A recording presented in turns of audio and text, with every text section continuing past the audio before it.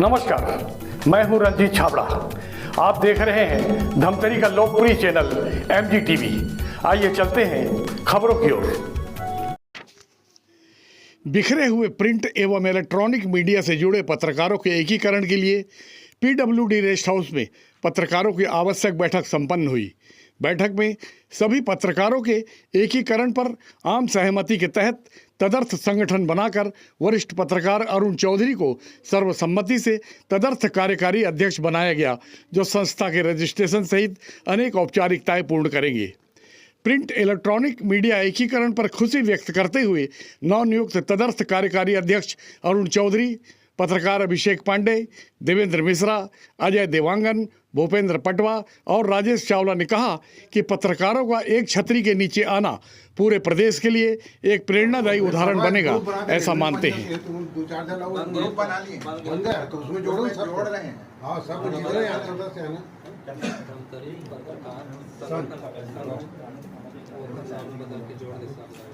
विजय का नाम लिख ले।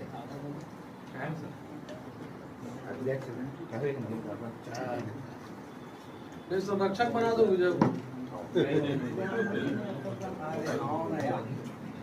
रंजीत को तभी कंट्रोल कर सकता है।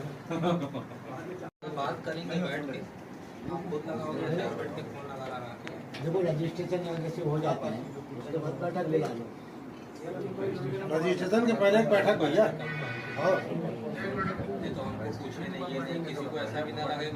और एक जो जोड़ है ना उसके हिसाब से एक और बैठक रखना। बाकी सब तो जुड़ गए। जोड़े पत्रकार एकता जिंदाबाद, पत्रकार एकता जिंदाबाद। ले आ जाना, तो ले आ जा। नहीं हो गई। अरे हो जाओ ना जी। अजय भाई, वर्षों के बाद पत्रकारिता जीवन के 40 साल के बाद पहली बार देख रहा हूँ कि एक नई अंगड़ाई लेकर एक ऐसे पत्रकार नए विचार लेकर आए हैं जिसमें प्रिंट मीडिया, इलेक्ट्रॉनिक मीडिया को एक मंच पर ला के पूरे प्रदेश में एक अनुकरणीय उदाहरण पेश कर रहे हैं। तो ये कितना अच्छा प्रयास है। पहले तो अपन चाह रहे थे कि एक पत्रकार जो है अलग अलग नाम से न जाना जाए, पत्रकार एक संगठन हो।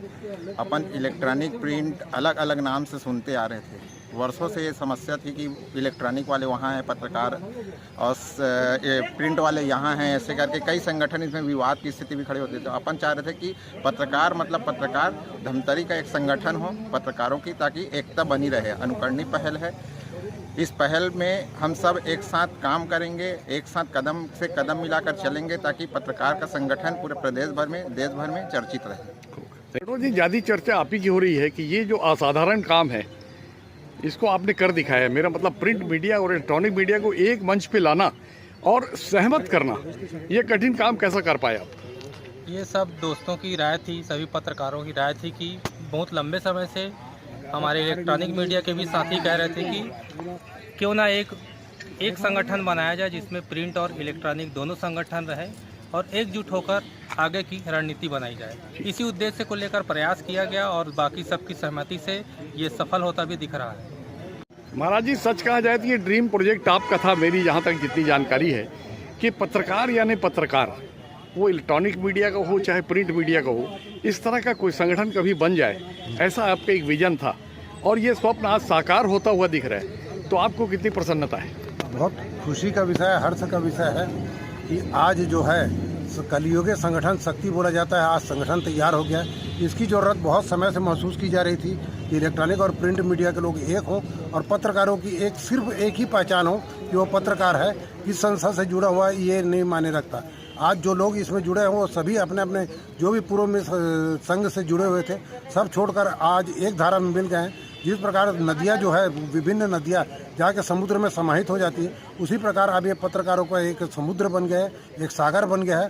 और इससे पत्रकारों के बहुत सारे जो निर्णय हैं, उनके उद्देश्य हैं, ये निश्चित तौर पर अमली जामा पहनेंगे।